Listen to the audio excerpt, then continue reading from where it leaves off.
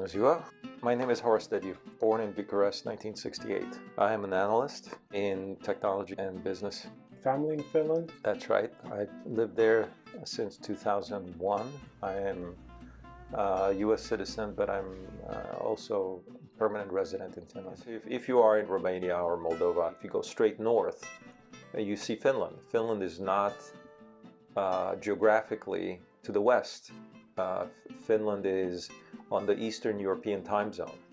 It is literally directly north of Romania. Finland has had problems with the Russians invading it over the years. What is the Finnish response to the Russian threat? Well, Finland was only independent for 100 years. Actually, this year, Finland celebrates its 100th anniversary as an independent country.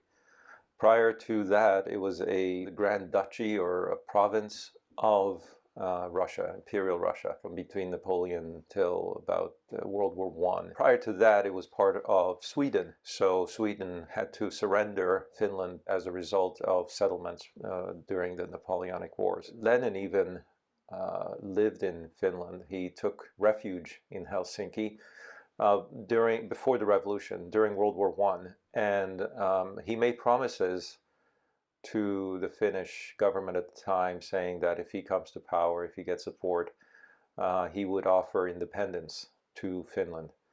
And it did happen, however, mostly because Finland took the opportunity during the revolution to declare itself independent. And Russia's response was actually partly to create a civil war in Finland. There were the Reds and the Whites, as was in Russia. There was a civil war in Russia. Of course, the Whites were supported by more of the aristocratic, wealthier people, and the Reds were more of the working classes. There was a lot of external influence, obviously from Russia on the red side, from Germany on the white side. The interesting thing is that the Whites won the Civil War. Now, we had a period of peace until 1939. 1939, the Ribbentrop-Molotov Pact offered Finland to essentially the Soviet sphere of influence.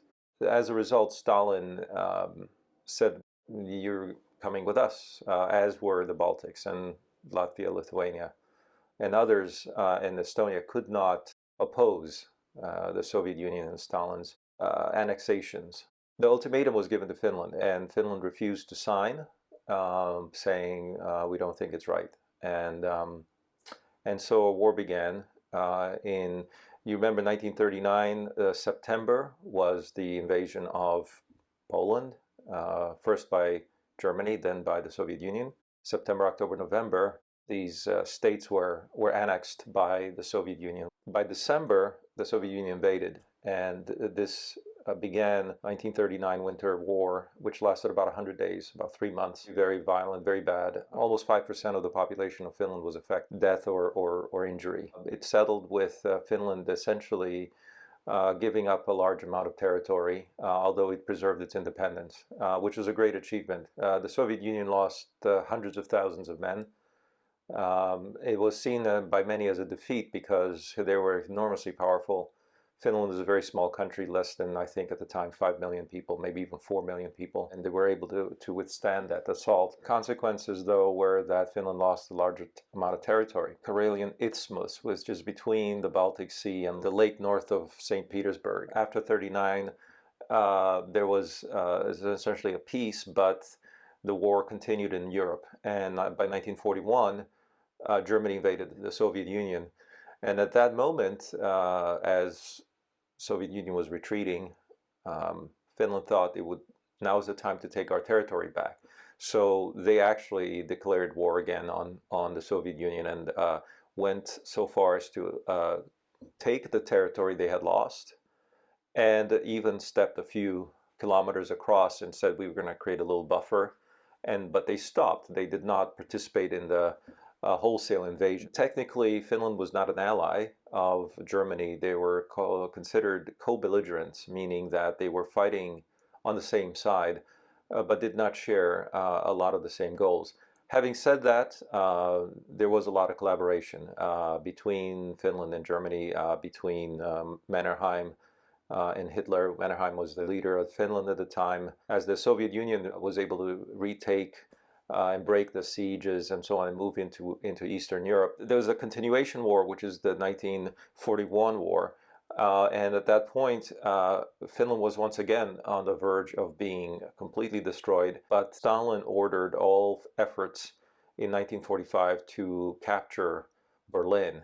And so the troops that were fighting in the north against Finland were reallocated to the push to Berlin. And as a result, actually, and some tactical victories, Finland was able to actually not be completely conquered at the time.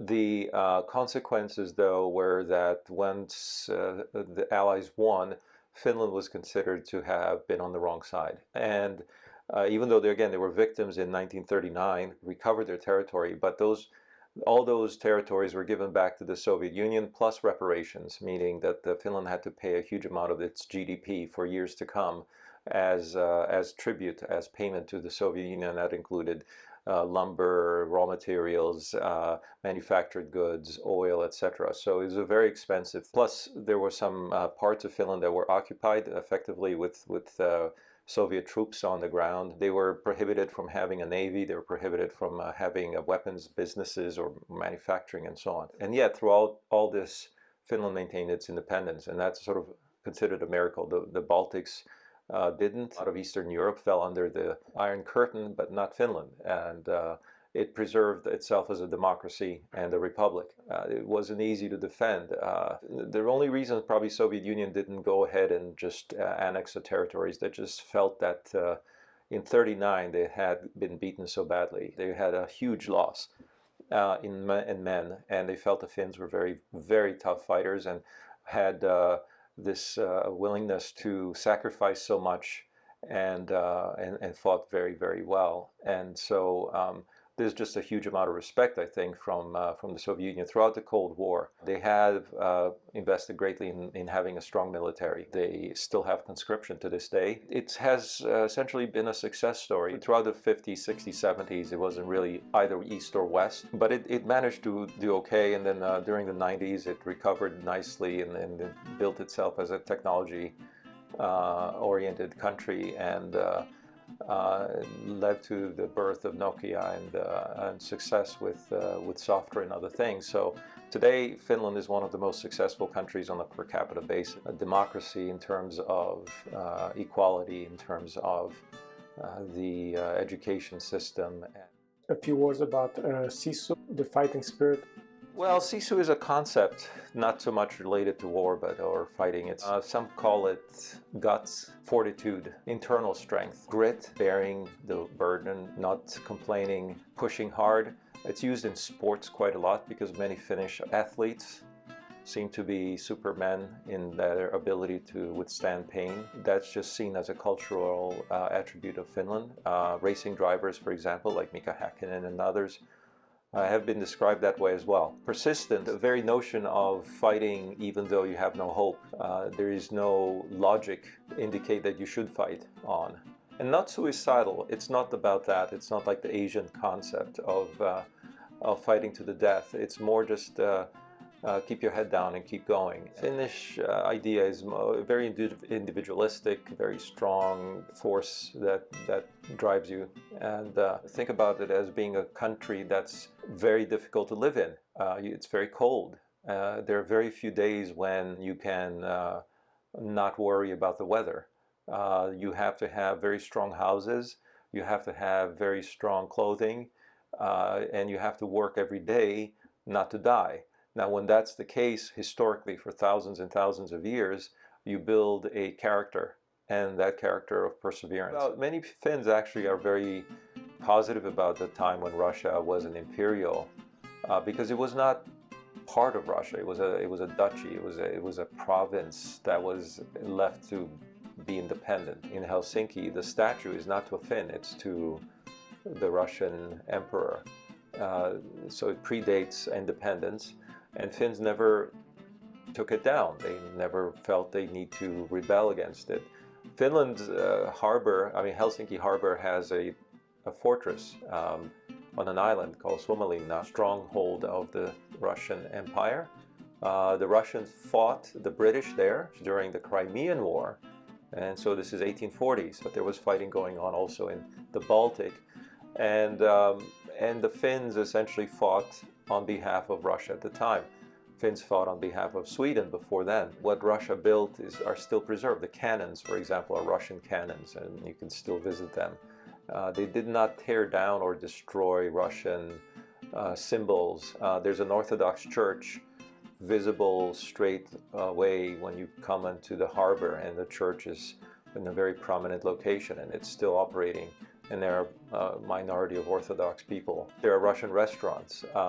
You can buy and eat Russian food. So Finns have fought against Germans, Swedes, many people, but it doesn't mean that they're enemies of those peoples. So Finnish is spoken by about 95%, I think. 6%, I think, is Swedish speaking.